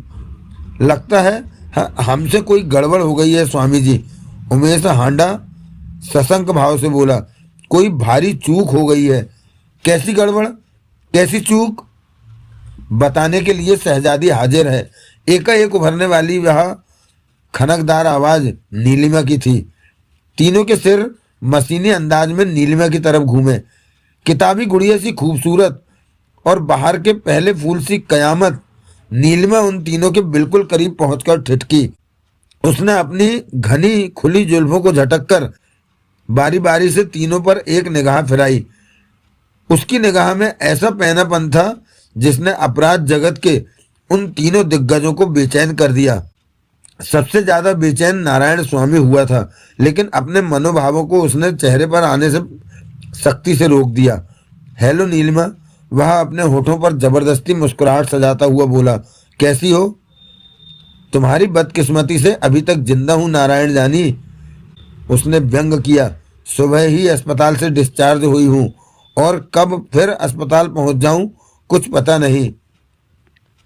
मुझे तुम्हारे एक्सीडेंट के बारे में मालूम है, नारायण स्वामी ने जैसे अपनी सफाई पेश की, लेकिन मेरा यकीन करो उस एक्सीडेंट में मेरा या मेरे किसी भी आदमी का हाथ नहीं है। मुझे मालूम है, नीलिमा नजाकत से बोली, मुझे मालूम है नारायण जानी। क्या मालूम है तुम्हें? तुम्हारी इतनी मजाल नहीं हो सकती जो नीलिमा पर हाथ डालने की जुर्रत कर सको। नारायण स्वामी तिलमिलाया, लेकिन उसने सख्ती से अपने अंतर मन पर काबू पा लिया और खून के घूंट को कठिनता से पी गया। ठीक कहा तुमने, वह अपने शब्दों को एक एक कर चबाता हुआ बोला, नारायण स्वामी की तुम्हारे ऊपर हाथ डालने की मजाल नहीं हो सकती। समझदार हो। यही बताने के लिए आई थी?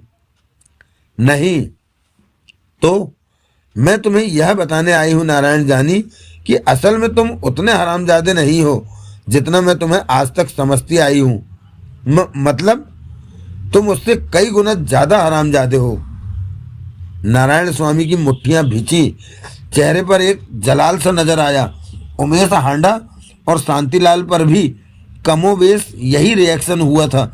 इसके बावजूद क्या मजाल जो तीनों में से कोई भी नीलिमा के शब्दों का प्रतिकार करने की हिमाकत कर सका हो।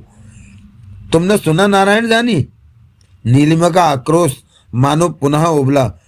तुम मेरी उम्मीद से कई गुना ज्यादा हरामजादे हो। शैतान का दिमाग पाया है तुमने। सुअर का बाल है तुम्हारी आंखों में। जुबान को लगाम दो नीलिमा। नारायण स्वामी इस बार अपने आप पर काबू न रख सका था। चेहरा अपमान के शोलों से सुर्ख हो गया था। अपनी जुबान को लगाम दे। मत भूल कि तू नारायण स्वामी के घर में खड़ी है और नारायण स्वामी से बात कर रही है। Shut up! नीलिमा के स्वर में कोड़े जैसी फटकार उभरी। आई से शट अप नारायण जानी, और खबरदार यदि आइंदा मेरे सामने ऊंची आवाज में बोलने की जरूरत की। एक पल के लिए तो ऐसा लगा जैसे नारायण स्वामी ज्वालामुखी की मानंद फट पड़ने वाला था और नीलिमा के टुकड़े टुकड़े कर देने वाला था, मगर वैसा कुछ हुआ नहीं। साफ जाहिर था कि कोई व्यवस्था अंडरवर्ल्ड के उस परम शक्तिशाली डॉन को जकड़े हुए थी, उसे नीलिमा के सामने बेबस किए हुए थी। खून का घूंट सा पीता नारायण स्वामी साफ नजर आ रहा था, और जब स्वयं नारायण स्वामी भीगी बिल्ली बना था तो हांडा और शांतिलाल की भला कहाँ मजाल हो सकती थी। मेरी समझ में अभी तक नहीं आया कि असल में तुम यहाँ क्यों आई हो, नारायण स्वामी बड़ी मुश्किल से पूछ सका था। अच्छा सवाल किया है नारायण जानी, लेकिन मेरा जवाब उतना ही खराब होगा। क्या मतलब? यह सच है कि इस दुनिया में ऐसे कई अभागे हैं जिनकी आंखों में मैं कांटे की तरह खटक रही हूं, और वे हर पल मेरा नामो निशान मिटा देने की जुगत में लगे हैं। उन तमाम अभागों में से एक तुम भी हो। तुम गलत समझ रही हो नीलिमा, नारायण स्वामी ने प्रतिवाद किया। मेरी ऐसी कोई ख्वाहिश नहीं है। अगर होती तो तुम समझ ही सकती हो कि किसी इंसान को मिटा देना मेरे लिए कितना आसान है। नीलिमा उन तमाम इंसानों से बहुत अलग है नारायण जानी, शायद इसीलिए अभी तक जिंदा है। तीन बार मौत से आंख मिचोली खेलने के बावजूद जिंदा है। इस बहस का कोई फायदा नहीं। ठीक कह रहे हो नारायण जानी, पर प्लीज ये बताओ कि चलो मुद्दे पर आती हूँ। वही चाहता हूँ। इस बार मेरे खिलाफ तुमने बहुत शानदार पासा फेंका है। कैसा पासा? उस पासे का नाम इंस्पेक्टर अबोध है। इंस्पेक्टर अबोध? हाँ नारायण जानी, इंस्पेक्टर अबोध। पिछले कई सालों से जो राज आज तक मुंबई में किसी को मालूम न हो सका था, वह तुमने एक ही झटके में फांस कर दिया। और क्या खूब फांस किया। कौन सा राज और किस पर फांस किया है मैंने? यही राज कि मेरी बैग पर किसका हाथ है, वह कौन सी शैतानी ताकत है जिसकी मुझे पनाह हासिल है। यह तुम क्या बकवास कर रही हो? मैंने ऐसा कुछ भी नहीं किया। कितनी अजीब बात है। मुंबई का बादशाह एक अदना सी लड़की से दहशत खाया उसके सामने झूठ बोल रहा है। नारायण स्वामी कसमसाया, बेचैनी से पहलू बदला। यह झूठ है। फिर वह बोला, मैं झूठ नहीं बोल रहा। तुम मुझे बहुत कम करके आंक रहे हो नारायण जानी। नीलिमा ने उसकी बात पर ध्यान दिए बगैर कहा। उसने उमेश हांडा की तरफ देखा। हांडा जानी, इन्हें ही कहते हैं ना? नारायण स्वामी के चेहरे पर उलझन के भाव आए। कह दो कि इन्हें तुमने इंस्पेक्टर अबोध के पास नहीं भेजा था। और खबरदार नारायण जानी, नीलिमा के स्वर में एकाएक चेतावनी का पुट उभरा था। अगर तुमने यह कहा कि तुमने मेरी सलामती के लिए वह कोशिश की थी, तुम उस शख्स को जानना चाहते हो जो मेरी जान लेने का ख्वाहिशमंद है। इस सच को मुझसे बेहतर दूसरा कोई नहीं जान सकता कि तुम किस हद तक मेरे खैर ख्वाह हो, मेरे लिए फिक्रमंद हो। मुझे पता है तुम मेरे बारे में कभी पॉजिटिव नहीं सोच सकती नीलिमा। नारायण स्वामी इस बार संजीदा होकर बोला, लेकिन बहरहाल सच यही है। मैं उस शख्स के बारे में जानने का ख्वाहिशमंद हूँ जो तुम्हारा इतना खतरनाक दुश्मन है और जो तुम पर 3 बार जानलेवा हमला कर चुका है। वाओ! नीलिमा नारायण स्वामी की खिल्ली उड़ाने वाले भाव से हंसी। क्या खूब शुभचिंतक हो तुम मेरे नारायण जानी। अगर तुम्हारे जैसा मेरा एक और भयंकर शुभचिंतक दुनिया में पैदा हो जाए तो फिर समझ लो मैं तो गई काम से। क्या कहना चाहती हो? असल में तुम उतने स्मार्ट हो नहीं नारायण जानी जितनी कि तुम्हें गलतफहमी है कि तुम हो। अरे नापाक इंसान! एकाएक नीलिमा की आंखों में नफरत भड़की। तुझे क्या लगता है मैं तेरे इस लाली पाप में आ जाऊंगी और यकीन कर लूंगी कि तू जो कह रहा है वही सही है? नहीं नारायण जानी, नहीं, क्योंकि मुझे सच पता है। नारायण स्वामी के होंठ भिज गए, मुट्ठियां कस गईं।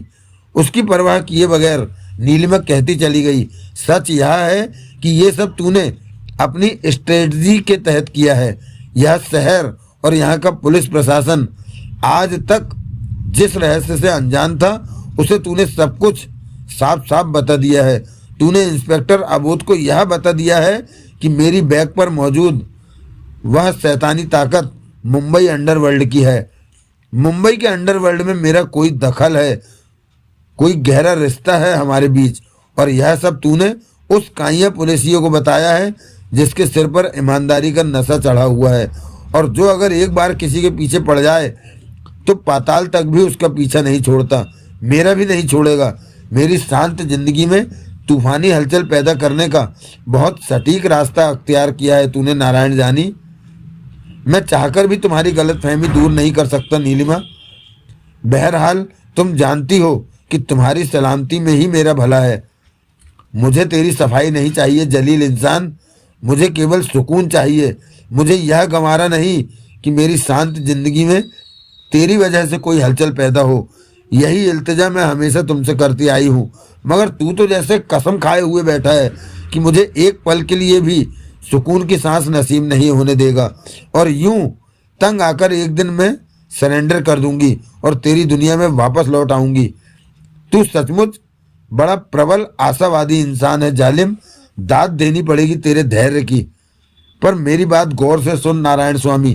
पहले भी कई बार बता चुकी हूँ, फिर बता रही हूँ, मैं तेरी दुनिया के लिए नहीं बनी हूँ। मैं केवल अविनाश के लिए दुनिया में आई हूँ और उसकी दुल्हन बनकर ही दुनिया से जाऊंगी। हाँ, अगर अविनाश ने मुझे अपनी दुल्हन बनाने से इनकार कर दिया तो निसंकोच तेरे पास वापस लौट आऊंगी। अगर तू कोशिश ही करने को इतना उतावला है तो इस लाइन पर कोशिश करके देख, शायद कामयाब हो जाए और अविनाश का इरादा बदल जाए तो फिर मेरे साथ जाम से जाम टकराकर सारी रात जश्न मनाना। बोल क्या कहता है? नारायण स्वामी अपने रिस्ट वॉच देखता हुआ बोला, ठीक 10 बजे एक ब्यूरोक्रेट के साथ मेरी जरूरी डील होने वाली है, मुझे वहां जाना है। खुशी से जाओ नारायण जानी, लेकिन जाने से पहले मेरी आखिरी बात सुनते जाओ। बोलो। तुम्हारी बेवकूफ़ी की वजह से इंस्पेक्टर अबोध के रूप में मेरे सामने जो मुसीबत खड़ी हो गई है उसे तुम्हें ही संभालना होगा और यह काम तुम्हें फौरन करना होगा। आइंदा अगर मेरे या अविनाश के खिलाफ तुमने कोई बेवकूफ़ी की तो फिर अपनी उस बेवकूफ़ी के लिए मैं तुम्हें पछताने का भी मौका नहीं दूंगी, और मैं तुम्हारे खिलाफ क्या कर सकती हूँ तुम इस बात से नावाकिफ नहीं हो, इसलिए भूल कर भी ऐसा कुछ मत करना जिसके लिए तुम्हें पछताने का भी मौका न मिले। Goodbye. उन तीनों को हक्का बक्का सा खड़ा छोड़कर नीलिमा मुड़ी और पैर पटकती हुई वहां से बाहर निकल गई। गुलशन की आंखें सुर्ख थीं। पैक पर पैक चढ़ाने के बावजूद उसे रत्ती भर नशा नहीं हो रहा था। हाँ, ज्यादा विस्की पी जाने के कारण उसकी आंखें जरूर सुर्ख हो गई थी, चेहरा टमाटर की तरह लाल। उसके साथ उसके 3 दोस्त थे, शक्लो सूरत से तीनों मवाली जैसे। उन तीनों के हाथों में भी विस्की के गिलास थे, मगर वे उस तूफानी गति से नहीं पी रहे थे जैसे कि गुलशन गटक रहा था। उनके नाम राजेश सचान, दिलीप दत्त और अब्दुल मलिक थे। अंडरवर्ल्ड के मवालियों से उन तीनों की अच्छी सोहबत थी। कत्ल को छोड़कर वे लगभग सारे ही जुर्म कर चुके थे और जेल की हवा भी खा चुके थे, लेकिन जैसे उग्र मिजाज के वह तीनों थे उसके चलते सहज ही यह समझा जा सकता था कि उनकी यह आखिरी क्वालिफिकेशन कभी भी पूरी हो सकती थी, अर्थात वे कभी भी कत्ल जैसी किसी वारदात को अंजाम दे सकते थे। राजेश सचान और अब्दुल मलिक तो बाकायदा गुलशन के क्लास फेलो थे। नीलिमा ने उसके साथ जो किया था वह गुलशन उन तीनों को बता चुका था। सारा किस्सा सुनकर राजेश सचान और अब्दुल मलिक तो फनफना उठे थे, जबकि दिलीप दत्त ठहाका लगाकर हंस पड़ा था। तू दांत क्यों फाड़ रहा है बे? गुलशन ने सुर्ख आंखों से दिलीप दत्त को कहर भरी नजरों से घूरा था। दांत नहीं फाड़ूं तो और क्या करूं बिरादर? दिलीप दत्त बदस्तूर हंसता हुआ बोला था। अभी देख चींटी के कैसे बड़े बड़े पर निकल आए हैं। पर का मतलब समझता है ना? समझता हूं। वही भाड़े के 2 रिवाल्वर वाले भीड़ियों को लेकर वह अहमक खलीफा बन गई, हड़का गई तेरे को। वे दोनों बहुत खतरनाक आदमी थे दत्त। गुलशन के लहजे में थरथराहट पैदा हो गई थी। मैं दावे के साथ कह सकता हूं उनके लिए किसी को खत्म करना मामूली बात थी। हो सकता है कि वे कत्ल कर भी चुके हों, लेकिन थे तो वह भाड़े के ही ना। इस बार राजेश सचान ने कहा था, ऐसे खतरनाक मवाली रेगुलर पालने की तो तेरी महबूबा को कोई जरूरत नहीं हो सकती। कल तक वह दोनों उसके साथ थे, आज नहीं होंगे, बात खत्म। और ये ले पैक भी हजम। कहने के साथ उसने खाली गिलास मेज पर पटक दिया था। सचान मेरे दोस्त, गुलशन के मुंह से बदस्तूर थरथराती सी आवाज निकली। कल उस साली नीलिमा ने मुझे बहुत बेइज्जत किया। अपने सामने बैठाकर मेरे आजू बाजू रिवाल्वर लगाकर मेरी ऐसी पालिश उतारी कि मेरे को हैरानी है कि मैं वहीं मर क्यों नहीं गया। क्योंकि अभी तेरी मौत नहीं आई मेरे मित्रवर, दिलीप दत्त बोला। मौत तो उस छोकरी की आई है, उस चींटी की आई है जिसके बड़े बड़े पर निकल आए हैं। अभी तू केवल इतना बता कि हमारे को क्या करना है। हम तीनों से तू क्या कहना मांगता है जिसकी खातिर तूने हमें यहाँ इकट्ठा किया है? बदला दत्त, बदला। गुलशन एक झटके से बोला। मैं उस लड़की से बदला लेना चाहता हूँ, उसे उसकी औकात बताना चाहता हूँ। तो इसमें क्या प्रॉब्लम है? दोनों को उठा लेते हैं और फिर। Damn it! गुलशन ने झुंझलाकर जोर से सामने मौजूद मेज पर घूंसा जमाया। यही तो मैं नहीं कर सकता। क्यों नहीं कर सकता? सचान ने पूछा। कौन रोकेगा तुझे ऐसा करने से? दिलीप दत्त ने पूछा। तेरी मासूक के वे भाड़े के भड़वे? नहीं, गुलशन ने कहा। फिर? मुझे रोकने वाला मेरा बाप है दोस्तों, मेरा अपना डैड। क्या? तीनों चौंके, एक दूसरे की तरफ देखा। हाँ दोस्तों, मुझे रोकने वाला वही शख्स है। लेकिन ऐसा कैसे हो सकता है? सचान ने पूछा। तुम्हारे डैड आखिर ऐसा कैसे चाह सकते हैं कि? तू शायद नहीं जानता सचान कि मेरा डैड कितना बड़ा धर्मात्मा है, और उस अविनाश के मामले में तो वह कुछ खास ही इमोशनल है। क्या है? जज्बाती, भावुक। हरामजादे के लिए मेरे डैड के दिल में कोई बहुत बड़ा सॉफ्ट कॉर्नर मालूम पड़ता है। लेकिन ऐसा कैसे हो सकता है? मुझे नहीं पता ऐसा कैसे है, लेकिन यह बात मैं दावे के साथ कह सकता हूँ कि अविनाश से उसका संबंध है, और वह संबंध इतना गहरा है कि उसके लिए मेरा डैड कहता है कि वह मुझे छोड़ सकता है, मुझे अपनी दुनिया से बेदखल कर सकता है। तीनों की आंखें फैली।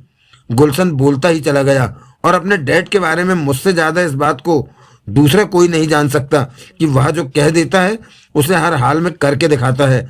उन दोनों के बारे में उसने मुझे बाकायदा वार्निंग दे रखी है। क्या वार्निंग दे रखी है? राजेश सचान हकलाया। गुलशन ने गिलास उठाकर होठों से लगाया, उसे खाली करके वापस मेज पर रखा और चालू हो गया। सुनने के बाद एक पल के लिए तो तीनों को जैसे सांप सूंघ गया। गुलशन बारी बारी से तीनों के चेहरे देखता हुआ बोला, अब समझ में आया कि इसमें प्रॉब्लम क्या है? आया तो सही समझ में, दिलीप दत्त मरे स्वर में बोला। गुलशन ने पुनः कहा, मगर महज इस खौफ से कि उस लड़की से बदला लेने की सूरत में मेरा डैड मुझे अपनी दुनिया से बेदखल कर देगा, मैं बाज आने वाला नहीं हूँ। इन हालात में तो हरगिज भी बाज आने वाला नहीं हूँ, जबकि उसने मुझे धमकाया है। दत्त की आंखें सुकड़ती चली गई। मतलब ये हुआ कि तेरे अब्बा जान भले ही तुझे घर से बेदखल कर दें, मगर तू हर हाल में नीलिमा को उसके किए का मजा चखा कर रहेगा। हाँ, फिर तो सारी प्रॉब्लम ही खत्म हो जाती है।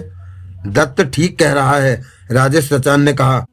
फिर तो सारी प्रॉब्लम ही खत्म हो जाती है। हम लोगों ने आज तक तेरी बहुत विस्की पी है और मुर्गे उड़ाए हैं, आज उनका बदला चुकाने का वक्त आया है। अभी तुझे यह बताना है कि हम लोगों को क्या करना होगा। अगर उस लड़की का फातिया पढ़ना है तो अकेला मलिक ही काफी है। नहीं, नीलिमा का फातिया नहीं पढ़ना है तो मुझे उस मगरूर लड़की का गुरूर तोड़ना है, उसकी पालिश उतारनी है, उसकी इज्जत का कचरा करना है। समझ गया। दिलीप दत्त ने गहरी सांस भरी। तूने उसके साथ रेप करना है, बलात्कार करना है। हाँ, और यह सब कुछ मुझे उसके आशिक अविनाश की आंखों के सामने करना है। क्या? हाँ, उसके बाद मैं उन दोनों को आजाद कर दूंगा और फिर उनमें से किसी की भी तरफ पलट कर नहीं देखूंगा। वो हरामजादी अपने जिस्म और दिल पर मेरी हैवानियत का रिश्ता हुआ दाग लेकर जीने के लिए पूरी तरह आजाद होगी। एक पल के लिए वातावरण में गुप्त सन्नाटा छा गया। तीनों टुकुर टुकुर एक दूसरे का चेहरा देखने लगे थे।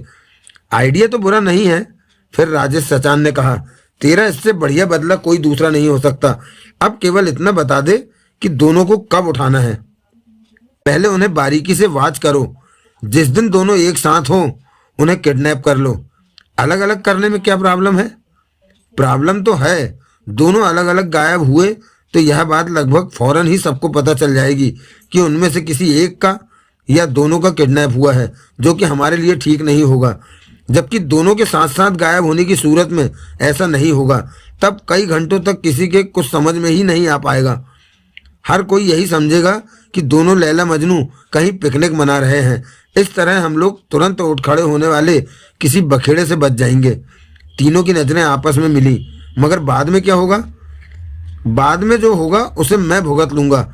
उसके बारे में सोचकर तुम लोग जरा भी हल्कान मत हो, लेकिन याद रहे सारा काम बेहद सावधानी और गोपनीयता से होना चाहिए।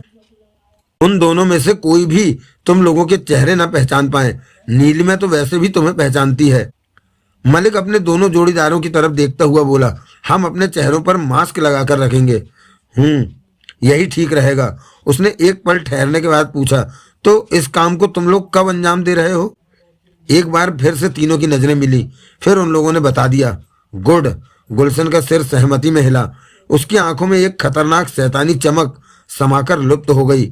फिर वह छोटी सी लेकिन अत्यंत अहम मीटिंग बर्खास्त कर दी गई।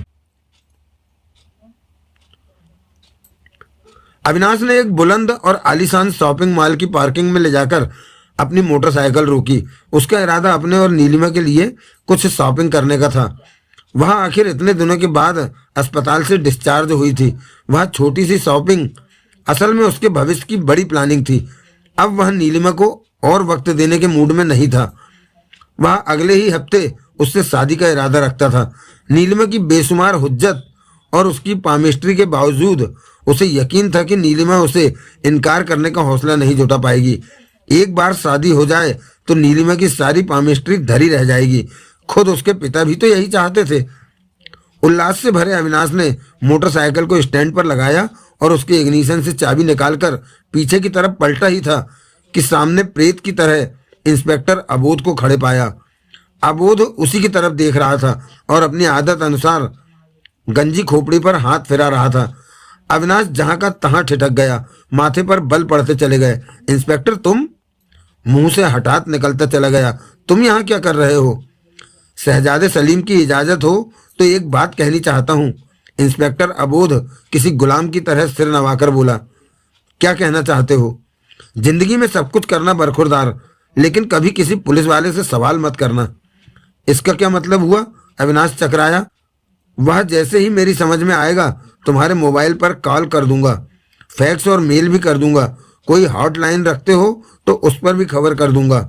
अजीब आदमी हो। जो भी इंस्पेक्टर अबोध से मिलता है यही कहता है, इसलिए अब तो मुझे भी मान ही लेना चाहिए कि मैं अजीब ही आदमी हूँ। उसके हाथों की गति बढ़ गई थी। तुम्हारे सिर में कोई तकलीफ है? इंस्पेक्टर अबोध के सिर पर मूवमेंट करते हाथ को तत्काल ब्रेक लगे। थोड़ा खिसियाता सा बोला वह, नहीं शहजादे सलीम, ऐसी तो कोई बात नहीं है। वैसे मुझसे मिलने पर आदमी का ध्यान मेरे सिर की उस तकलीफ पर भी जरूर जाता है जो कि मुझे कभी हुई ही नहीं। मेरा नाम अविनाश है। उसके बार बार शहजादा सलीम कहने के कारण अविनाश ने अपना नाम याद दिलाया। आ ना भी होता, यानी केवल विनाश ही होता, तब भी मुझे कोई खास ऐतराज नहीं होता। केवल विनाश नाम रखने से कानून की किसी दफा का उल्लंघन नहीं होता है। एकाएक उसके स्वर में चेतावनी का पुट आ गया था। लेकिन तुम अविनाश ही बने रहना। विनाश बनकर सचमुच विनाश फैलाना मत शुरू कर देना, क्योंकि उससे कानून को ऐतराज ही नहीं, बहुत ही भयंकर ऐतराज होगा। मेरा दिमाग नहीं खराब हुआ जो बिना वजह विनाश फैलाऊंगा। वजह का क्या है, वह तो पैदा हो जाती है शहजादे साहब। यही बकवास सुनाने के लिए तुमने मेरा रास्ता रोका है? कदापि नहीं बंधु, उसकी वजह तो कुछ और ही है। क्या वजह है? दरअसल शहजादे साहब, मैं बहुत ज्यादा फिक्रमंद हूँ। मेरे लिए? नहीं तो मिस बुलबुल के लिए। मिस बुलबुल? अविनाश उलझकर बोला। यह कौन हुई? तुम्हारी मासूका मिस जानी। नीलम? अविनाश बुरी तरह चौंका था। तुम नीलम की बात कर रहे हो इंस्पेक्टर? करेक्ट। इंस्पेक्टर अबोध ने अपनी जेब से रुमाल निकाला और आंखों पर चढ़ा चश्मा उतारकर उसके लेंसों को चमकाना शुरू करता कहता चला गया। एकदम सही समझे तुम शहजादे सलीम। मैं तुम्हारी मिस जानी के लिए फिक्रमंद हूँ। क्यों फिक्रमंद हो तुम उसके लिए? तुम्हारा दिल कितना मजबूत है? मतलब? अगर अपने दिल की मजबूती का तुम्हें पक्का यकीन हो तभी पूछो, वरना मत पूछो। कहीं शौक लग गया तो। इतना कहने के बाद वह जानबूझकर रुक गया और पहले ही से चमचमा रहे चश्मे के लेंसों को और चमकदार बनाने की असफल कोशिश करने के बाद उसे अपनी आंखों पर फिट करता बोला, मैं बेवजह 12 के भाव चला जाऊंगा। भूमिका मत बनाओ इंस्पेक्टर। तुम्हें नीलम के बारे में जो कुछ भी कहना है साफ साफ कहो। मिस जॉनी इस वक्त कहाँ है? क्या पता कहाँ है? अविनाश ने बुरा सा मुंह बनाया, फिर उखड़ा सा बोला, इतना बड़ा शहर है, होगी कहीं। अर्थात तुम्हें उसकी कोई खबर नहीं? नहीं, जबकि होनी चाहिए। वह आखिर तुम्हारी होने वाली बीवी है। हाँ, फिर भी उसकी अपनी एक व्यक्तिगत जिंदगी है जिसमें मैं दखल नहीं देता। उसका मोबाइल नंबर तो होगा तुम्हारे पास? है, उसे बजाकर देखो। अविनाश एकाएक आशंकित तो हो उठा था। लेकिन तुम नीलम के बारे में इतनी पूछताछ क्यों कर रहे हो इंस्पेक्टर? बता दूंगा बंधु। इंस्पेक्टर अबोध का हाथ पुनः अपने सिर पर जा पहुंचा था और उसने अपने अधगंजे सिर को आहिस्ता आहिस्ता सहलाना शुरू कर दिया था। पहले वह करो जो मैं कह रहा हूं, लेकिन हुज्जत मत करो शहजादे। मोबाइल के बिल से डर रहे हो तो मैं अपना पेश करने का हौसला दिखाता हूं। कहने के साथ उसने ऐसे अंदाज में अपनी जेब में हाथ डाला जैसे जागीर लुटाने का मन बना बैठा हो। उसकी जरूरत नहीं है। अविनाश अनिश्चित सा बोला, मैं नीलम को फोन लगाता हूँ। इंस्पेक्टर अबोध का सिर सहमति में हिला। अविनाश ने मोबाइल निकालकर नीलिमा का नंबर पंच किया। कोई फायदा नहीं, स्विच्ड ऑफ जा रहा था। अविनाश ने फिर और फिर ट्राई किया। ढाक के 3 पात। इस बीच इंस्पेक्टर अबोध गौर से अविनाश को ही देखे जा रहा था। अविनाश कुछ कहता उससे पहले ही वह बोल उठा, कोई जूस नहीं निकला ना बरखुरदार? हाँ, अविनाश अनिश्चित सा बोला। लगता है बेध्यानी में उसका मोबाइल ऑफ हो गया है, लेकिन उसके चेहरे पर शंका के भाव उमड़े। बात क्या है इंस्पेक्टर, कुछ तो बताओ। मुझे इस तरह रास्ते में रोककर नीलम के बारे में इतने सवाल क्यों कर रहे हो?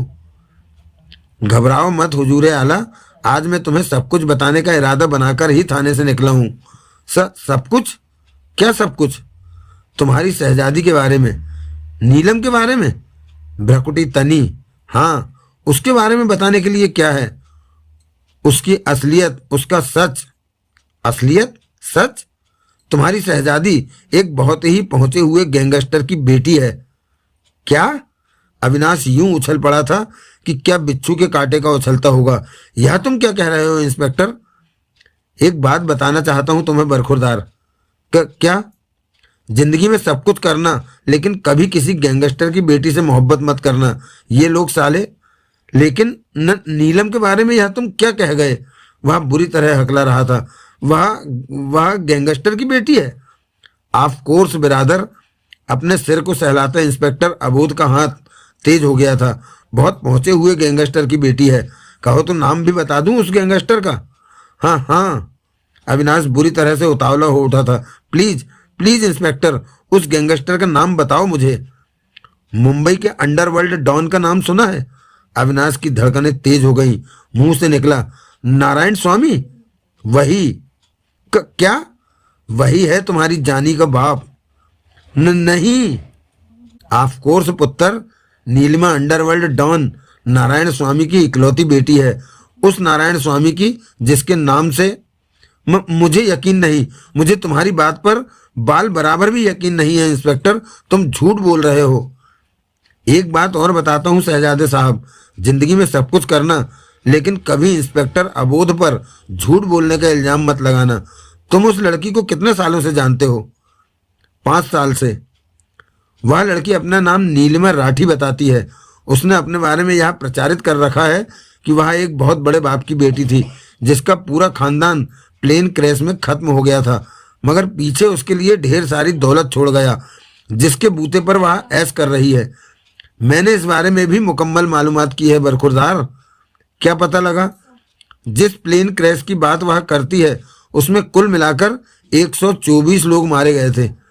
उनमें से जिनके नाम वह अपने माता पिता के रूप में लेती है, दूर दूर तक उनकी कोई संतान नहीं थी। जाहिर है उसने अखबार में नाम पढ़े और एक दंपत्ति का नाम अपने माता पिता हेतु चुन लिया। इससे ज्यादा मेहनत नहीं की उसने। यह तुम क्या कह रहे हो इंस्पेक्टर? वही शहजादे आलम जो सच है, और सच यह है कि नीलिमा का बाप अभी भी जिंदा है। उसका नाम नारायण स्वामी है, और तुम जानते हो कि वह इस शहर के अपराध जगत का बेताज बादशाह है। लेकिन अविनाश ऐसे अंदाज में इंस्पेक्टर अबोध को देखे जा रहा था जैसे दिल्ली में ताजमहल को ठुमके लगाते देख रहा हो। लेकिन ये शहजादे सलीम कि नीलिमा ने जब से होश संभाला और उसे अपने पिता का सच पता लगा, तो वह सच उसे हजम न हुआ। उसे यह हरगिज मंजूर न हुआ कि यह दुनिया उसे एक गैंगस्टर की बेटी के तौर पर जाने। जराइम की गंदगी में पैदा होने के बावजूद उसे वह दुनिया रास नहीं आई। उस दुनिया के लिए उसके दिल में सिवाय नफरत के और कुछ नहीं था, और अंततः उसने वह दुनिया छोड़ने का दृढ़ निश्चय कर लिया। हक बकाया अविनाश टकटकी लगाए अबोध को देखे जा रहा था, जबकि अपने अधगंजे सिर पर जल्दी जल्दी हाथ फिराता इंस्पेक्टर अबोध कहता चला गया, न केवल निश्चय कर लिया उसने, बल्कि अपने अपराधी बाप की छत्रछाया को छोड़ने का हौसला भी दिखाया। अपने बाप के पुरजोर विरोध के बावजूद वह हौसला दिखाया और उसका काला साम्राज्य छोड़कर उस दुनिया से बाहर पांव रख दिए। मगर मिस जानी को यह बखूबी मालूम था कि उसका कलयुगी बाप इतनी आसानी से उसका पीछा छोड़ने वाला नहीं था, क्योंकि मिस जॉनी की उस वक्त तक की मुकम्मल जिंदगी स्वामी की दुनिया में गुजरी थी। इसलिए उसे स्वामी ऑर्गेनाइजेशन के बेशुमार राज मालूम थे, जो कि अगर मिस जॉनी फांस कर देती तो ऑर्गेनाइजेशन को तबाह होने से कोई नहीं बचा सकता था। लिहाजा स्वामी पाताल तक भी उसका पीछा छोड़ने वाला नहीं था। वे बेहद गंभीर हालात थे जिन्हें फेस करने के लिए मिस जॉनी ने उन हालात को ही अपना हथियार बना लिया। वह कैसे? उसने ऑर्गेनाइजेशन के तमाम सीक्रेट्स अपने पास महफूज रख लिए और उन्हीं सीक्रेट्स के बेस पर स्वामी को मजबूर कर दिया। किस बात के लिए मजबूर कर दिया? कि स्वामी उसकी स्ट्रेट जिंदगी में कोई दखलंदाजी न करे।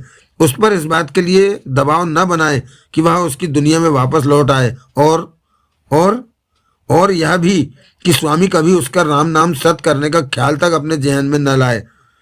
क्या नारायण स्वामी नीलम को खत्म कर सकता था? क्यों बरखुरदार, जब बेटी इस हद तक पहुंच जाए और बाप को हमेशा के लिए छोड़कर जाने का इरादा बना ले, उससे मुकम्मल आत्मीय संबंध तोड़ ले, तो नारायण स्वामी जैसा पहुंचा हुआ बाप उसे खत्म करने का इरादा क्यों नहीं कर सकता? भौचक्के से अविनाश ने कहा, इसका मतलब तो ये हुआ कि नीलिमा ने उसे ब्लैकमेल किया।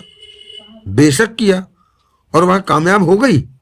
वह तो अंधे को भी दिखाई दे रहा है कि हो गई, तभी तो आज तक जिंदा है, सही सलामत है, ऐश कर रही है, अपने बाप की बेशुमार दौलत को दोनों हाथों से उड़ा रही है और शहंशाही जिंदगी जी रही है। जिसने भी आज तक उसकी तरफ टेढ़ी नज़र से देखने की कोशिश की, उसकी नज़र की ऐसी ओवरहालिंग कर दी गई कि दोबारा उसने सपने में भी मिस जानी की मुखालफत का इरादा नहीं किया। फिर चाहे वह विकास कपूर हो, इंस्पेक्टर सतीश शर्मा हो, टीक राम हो या फिर नीरज कौशिक हो, जिस किसी ने भी उसे नुकसान पहुंचाने की हिमाकत की, मिस जानी के गैंगस्टर बाप ने उसका वहां हस्र किया कि उस बेचारे की रूह भी पनाह मांग गई।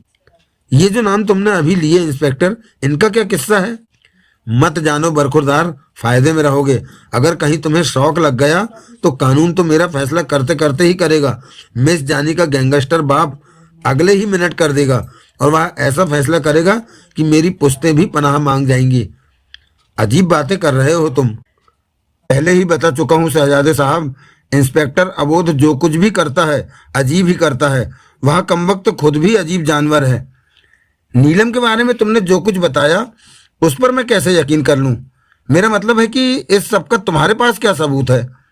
ओह, इंस्पेक्टर अबोध के हाथ की गति तेज हो गई। वह अपने अधगंजे सिर पर बाकायदा चंपी सी करने लगा था। सबूत है तो सही सबूत इंस्पेक्टर अबोध के पास, मुझे दिखाओ। सबूत तो वही स्रोत है शहजादे साहब, जिससे मुझे तुम्हारी शहजादी के बारे में यह तमाम रहस्य मालूम हुए। मैं दिखाने की बात कर रहा हूँ। सबूत मिस जानी के घर पर महफूज है। तुम्हारा मतलब नीलम के फ्लैट पर मौजूद है? हाँ, सवाल फिर वही है, सबूत क्या है? मिस जानी का personal laptop. Laptop? Of course बरखुरदार, लेकिन उस सबूत को कानूनी तौर पर मिस जॉनी के खिलाफ इस्तेमाल नहीं किया जा सकता, क्योंकि सबसे पहले तो यही साबित करना नामुमकिन की हद तक मुश्किल हो जाएगा कि वह मिस जॉनी का है। उसे किसी दूसरे की आइडेंटिटी पर खरीदा गया है। मेरी समझ में नहीं आ रहा है कि तुम क्या कह रहे हो। बहुत से लोगों को डायरी लिखने की बीमारी होती है, खास तौर से जो लोग तन्हा होते हैं उन्हें तो यह बीमारी अक्सर लग जाती है। डायरी लिखने वाले जानवर भी दो किस्म के पाए जाते हैं। पहले वे जो रोजाना डायरी लिखते हैं। ऐसे जानवर अपनी हर दिन की एक एक मूवमेंट की, भले ही वह सकारात्मक हो या नकारात्मक, डायरी में अपने कर कमलों से अपलोड करते हैं। दूसरे किस्म के जानवर अपनी जिंदगी की केवल महत्वपूर्ण घटनाओं को ही डायरी में जगह देते हैं। बदलते युग में अन्य दूसरे अनेक कामों की तरह इस काम को भी कंप्यूटर ने अपनी जकड़न में ले लिया है। अर्थात अगर आज के युग में किसी को यह बीमारी घेरती है, खास तौर पर मिस जानी जैसी यंग शख्सियत को, तो वह कागज पर कलम घिसने की जगह उसे कंप्यूटर पर लिखना ज़्यादा पसंद करती है। मिस जानी दूसरे किस्म की जानवर है, यानी उसने अपनी ज़िंदगी की हर महत्वपूर्ण घटना को बाकायदा लिख कर रखा हुआ है अपने लैपटॉप में। लेकिन नीलम को पर्सनल लैपटॉप तुम्हारे हाथ कैसे लगा? उसे तो उसने आज तक कभी मुझे भी हाथ नहीं लगाने दिया। उसे वह काफी एहतियात के साथ रखती है। जाहिर सी बात है बंधु, अबोध ने कहा। वह लैपटॉप आखिर उसकी रहस्य भरी जिंदगी का पिटारा है। उसे तो वह यकीनन काफी एहतियात के साथ रखती ही होगी। फिर उसका लैपटॉप तुम्हारे हाथ कैसे लगा? अपने आप नहीं लगा शहजादे साहब, काफी मशक्कत करनी पड़ी उसके लिए, काफी पापड़ बेलने पड़े। क्या मशक्कत करनी पड़ी? चोर बनना पड़ा, तजुर्बेकार चोर की तरह दिन दहाड़े मिस जॉनी के खाली पड़े फ्लैट में घुसना पड़ा, और केवल एक बार नहीं, 3 बार यह नामुराद काम करना पड़ा। जिस वक्त मिस जॉनी अस्पताल की खटिया तोड़ रही थी, उस वक्त का मैंने अच्छा सदुपयोग किया और कई बार बेहद खुर्दबीनी से मिस जॉनी के फ्लैट की तलाशी ली। लेकिन अविनाश ने घूर कर उसे देखा। यकीन करो बंधु, वहां से मैंने कुछ चुराया नहीं, वैसे वहां पार करने के लिए कई कीमती सामान थे, मगर मेरे लिए वह सब कूड़ा था। फिर भी जो हीरा था अंततः वह मेरी नजरों में आ ही गया। हीरा मतलब नीलम के लैपटॉप में मौजूद उसकी डायरी। और क्या, यह तो सरासर गैरकानूनी है। तुम्हें शर्म आनी चाहिए। पुलिस वाले होकर तुमने इस तरह की घटिया हरकत की। करना पड़ता है शहजादे सलीम, हम पुलिस वालों को भी अक्सर वह घिनौना काम करना पड़ जाता है। नहीं तो भला तुम ही बताओ, मिस जॉनी की जिंदगी का इतना बड़ा राज क्या किसी शराफत वाले तरीके से मालूम किया जा सकता था? अविनाश अब भी उसे लगातार घूर रहा था। नीलम के फ्लैट की तलाशी लेने का ख्याल अचानक तुम्हारे दिमाग में क्यों आया? अच्छा सवाल किया है तुमने। उसने अपना सिर सहलाना बंद करके पुनः चश्मे के लेंसों को चमकाना शुरू कर दिया था। दरअसल यह ख्याल मुझे हीरो होंडा से मुलाकात के बाद आया। Hero Honda? अविनाश का माथा सिकुड़ा। यह कौन है? इंस्पेक्टर अबोध ने उसे उमेश हांडा के बारे में बताया और उससे हुई मुकम्मल बातचीत के बारे में भी। अविनाश का आश्चर्य बढ़ गया। अब तुम ही सोचो बिरादर, अबोध फिर बोला। उसके बाद इंस्पेक्टर अबोध का माथा कैसे न ठनकता। मुंबई अंडरवर्ल्ड का डॉन मिस जॉनी के लिए फिक्रमंद था और उसके ऊपर बार बार जानलेवा हमला करने या करवाने वाले को खोज निकालने के लिए व्यक्तिगत तौर पर मुझसे रिक्वेस्ट कर रहा था। ऐसा केवल तभी मुमकिन था जबकि दोनों के बीच कोई गहरा ताल्लुक होता। बस इंस्पेक्टर अबोध का माथा ठनक गया और मैंने मिस जॉनी की पर्सनल लाइफ में ताक झांक शुरू कर दी। इंस्पेक्टर अबोध रुका नहीं। ऐसी ताक झांक का सबसे अहम ठिकाना उसका वह 4 बेडरूम वाला आलीशान फ्लैट ही था जिसमें वह रहती थी, जहां उसकी तमाम पर्सनल चीजें थी और जो उन दिनों मिस जॉनी के अस्पताल में होने की सूरत में खाली पड़ा था। अब यह भी बता दो कि तुम यह सब मुझे क्यों बता रहे हो? बहुत ही माकूल वजह है। क्या? जब से मुझे मिस जॉनी की हकीकत मालूम हुई है मेरे हाथ पांव फूले हुए हैं। इस बात के लिए तो मैं उसे पहले भी कई बार आगाह कर चुका हूँ कि वह बहुत हंगामा खेज जिंदगी जी रही है, वह आग से खेल रही है। लेकिन यह तो मुझे उसके फ्लैट में ताक झांक करने पर पता चला है कि आग बहुत छोटी चीज होती है। वह पट्टी तो धधकते ज्वालामुखी से आंख मिचौली खेल खेल रही है। यदि जरा सी भी चूक हो गई तो वह जलकर भस्म हो जाएगी, उसकी लाश का भी पता नहीं चलेगा। तुम तो मुझे डरा रहे हो इंस्पेक्टर। डरा नहीं रहा शहजादे, शहजादी का सच बता रहा हूँ। ज्वालामुखी से खेलने वालों की यही नियति होती है। मुझे तरस आ रहा है तुम्हारी किस्मत पर। तुमने प्यार भी किया तो एक गैंगस्टर की बेटी से। वह सब छोड़ो इंस्पेक्टर, इस बारे में मैं बाद में सोचूंगा। अभी तुम केवल यह बताओ कि इस वक्त तुम यहाँ क्यों आए हो? नीलम के बारे में मुझे यह सब बताकर मुझसे क्या चाहते हो? आप भूल गए सरकार, मैंने बताया था कि मैं मिस जॉनी के लिए बहुत ज्यादा फिक्रमंद हूँ, लेकिन इस फिक्रमंदी का कारण नहीं बताया तुमने। आज सुबह से उसकी कोई खबर नहीं है। खबर नहीं है? क्या मतलब? मैं सुबह से उसे तलाश कर रहा हूँ, उसका घर, ऑफिस और भी वे तमाम जगह जहां वह हो सकती थी जाकर तस्दीक कर चुका हूँ, मगर उसका कहीं कोई पता नहीं चला। उसका मोबाइल भी कई बार ट्राई कर चुका हूँ, कोई जवाब नहीं मिल रहा। इस मामले में एक आखिरी स्रोत तुम ही रह गए थे जिसके पास मिस जॉनी की खबर हो सकती थी, लिहाजा तुम्हें भी धर दबोचा। अब बराए मेहरबानी मेरी फिक्र का फातिया पढ़ने का इंतजाम करो शहजादे साहब।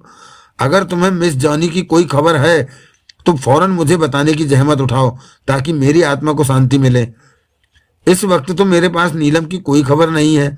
अविनाश ने बेचैनी से पहलू बदला। मगर क्यों? क्या तुमने उसकी, अपनी शहजादी की खबर लेने की आज कोई कोशिश नहीं की? सच तो यही है, वह पूरी तरह स्वस्थ हो चुकी है। मैंने सोचा अपने ऑफिस में होगी। ऑफिस मतलब नौकरी.com के एक छोटे से केबिन में? हाँ, उसके ऑफिस का क्लोजिंग टाइम शाम 6 बजे है, इसलिए मैंने सोचा था कि 6 बजे उसकी खबर लूंगा। उसने सवालिया निगाहों से इंस्पेक्टर अबोध की तरफ देखा। क्या तुम नीलम के ऑफिस गए थे?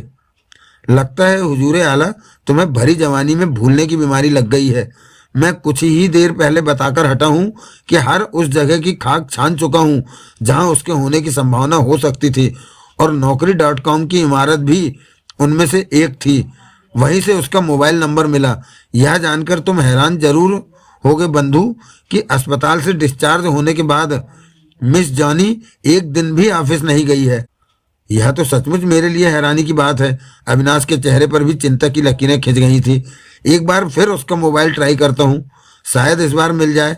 जरूर ट्राई करो प्यारे, इंस्पेक्टर अबोध बोला। ऐसी कोशिशें करते रहने के अलावा हमारे पास चारा ही क्या है। अविनाश की कोशिश इस बार भी कामयाब नहीं हुई। नतीजा वही, यानी स्विच ऑफ। उसने फिर ट्राई किया, इस बार भी नतीजा जुदा न निकला। उसने खाली खाली नजरों से इंस्पेक्टर अबोध की तरफ देखा। मेरी हार्ट बीट बढ़ रही है बरखुरदार। इंस्पेक्टर अबोध लेंस चमका चुकने के बाद चश्मा अपनी आंखों पर चढ़ाता हुआ बोला, नीलम ने अपना मोबाइल क्यों बंद कर रखा है? अविनाश ने वह सवाल पता नहीं खुद से किया था अथवा इंस्पेक्टर अबोध से।